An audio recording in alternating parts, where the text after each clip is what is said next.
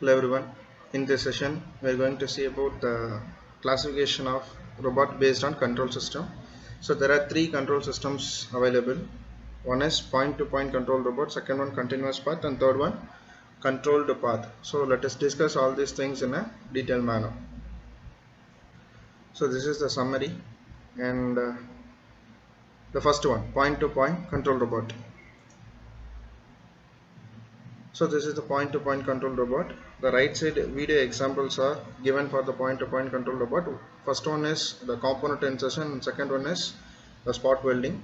So here what is meant by point-to-point control robot is from one point to another point the movement is recorded, and the movement of the robot or robotic arm should be clearly registered in the control memory of the robot regarding the start point and the end point. And one most important thing in point-to-point control robot is it does not follow any path.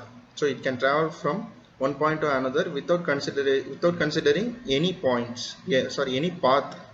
So it only considers the point, and that too start point and the end point. So the common examples are given below: component insertion, spot welding, hole drilling, machine loading and unloading, assembly operations. And second one is continuous path control, and similarly to the point to point, here also there is two video examples for continuous path control. The common examples are spray painting, finishing, gluing, arc welding operations. The first one is nothing but arc welding, and the last one is spray painting. And you can see that in a top right corner, arc welding operations, it follows the continuous path. And also here for painting, it also follows that zigzag continuous path in order to paint the automobile vehicle. So which is nothing but the continuous path control robot. And third one is, sorry, not third one, the continuous path control. So the continuous path robot is capable of performing movements along the controlled path.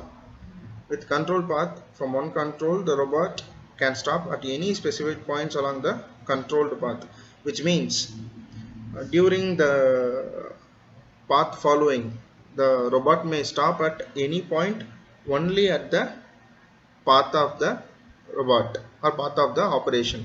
All the points along the path must be stored explicitly in the robot's control memory. Application straight line motion is simplest example for this type of robot.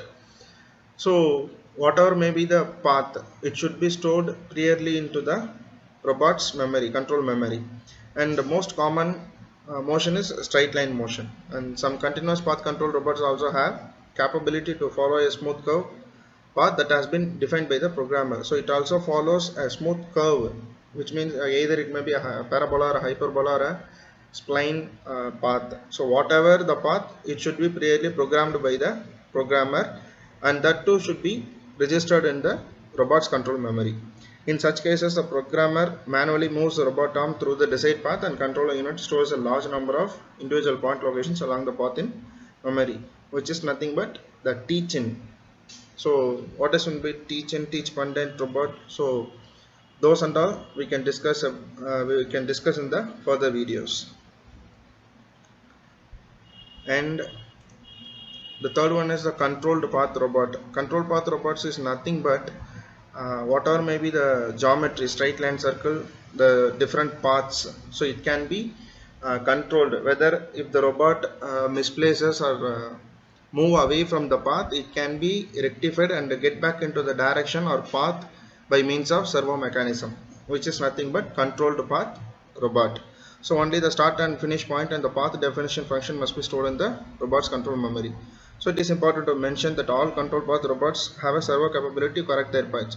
So if there is the presence of servo capability, then it is meant for controlled path robot.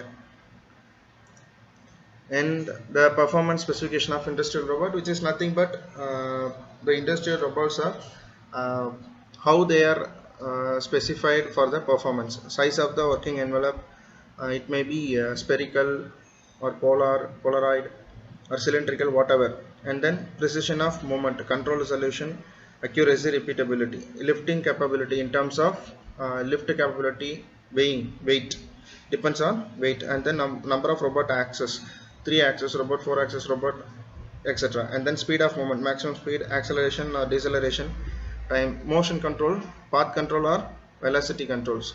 So either the control of the robot may be path wise or a velocity wise. So types of drive motors, hydraulic, electric, pneumatic, these are the driving mechanisms. And then characteristics, units, number of units, and the number of axes already said, 3 axis, 2 axis, etc. Then maximum speed per cycle in terms of mm per second, and then load carrying capacity in terms of kilogram, reach and stroke in terms of since it comes under distance, so in terms of mm they are specified, and then total orientation in terms of degrees. So repeatability is nothing but in the previous video we had seen that about repeatability and then accuracy. More number of tries, so if the operation is going to n numbers, then getting back into the original position or origin position is nothing but repeatability, how many times it can repeat. And then precision and accuracy in terms of mm. And then robotic configurations depends on application. So first one, SCARA.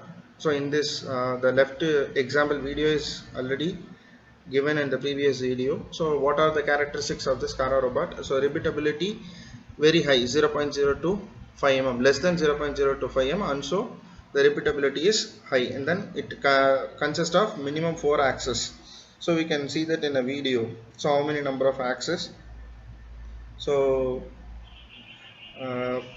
minimum it has 4 axes. And then vertical motions, smoother, quicker, precise, as because it has separative vertical axis.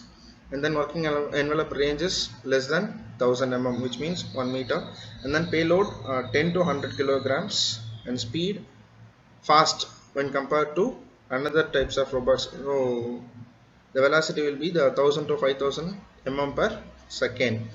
And where they are applied, precision, high speed and light assembly operations, these SCARA robots are applied. And then cylindrical coordinate robot.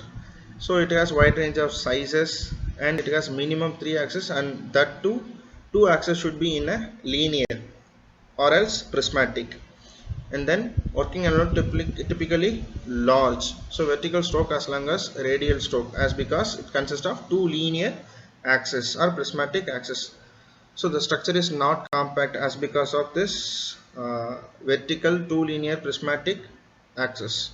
And then speed is 1000 mm per second, which is nothing but average, and the cost inexpensive for their size and payload.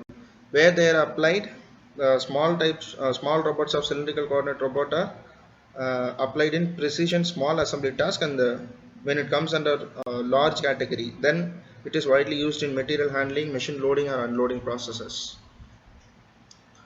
And then vertical articulated arm robot. So you can see that in a video. And what are the characteristics of vertical articulated robot? The repeatability, so 0.1 to 0.5 mm, which is average repeatability, which is not a high resolution. And then number of axes is 3 rotary arm axis, 2 to 3 additional wrist axis. So wrist axis widely used for articulation purposes. Working envelope large relative to the size, structure compact but not so rigid. So payload of this robot is 5 to 130 kg. Tooltip is 2000 mm per second. So when compared to the previous robot, it is very fast, because that robot is tip speed is around 1000 mm per second.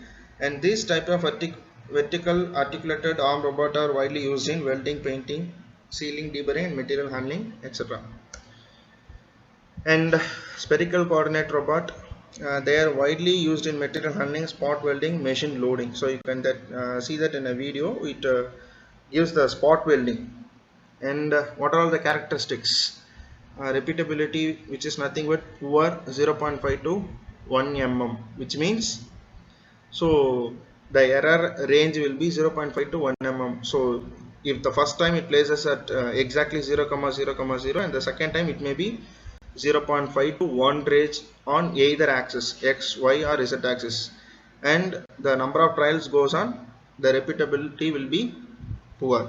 And number of axes, it consists of one linear radial and one two additional wrist axis. So minimum it should have 3 arm axis. Work envelope large vertical, as you can see that in a video, the propagation of the tool, welding tool, it propagates from the base to the vertical position. And then payload of this robot is 5 to 100 kg.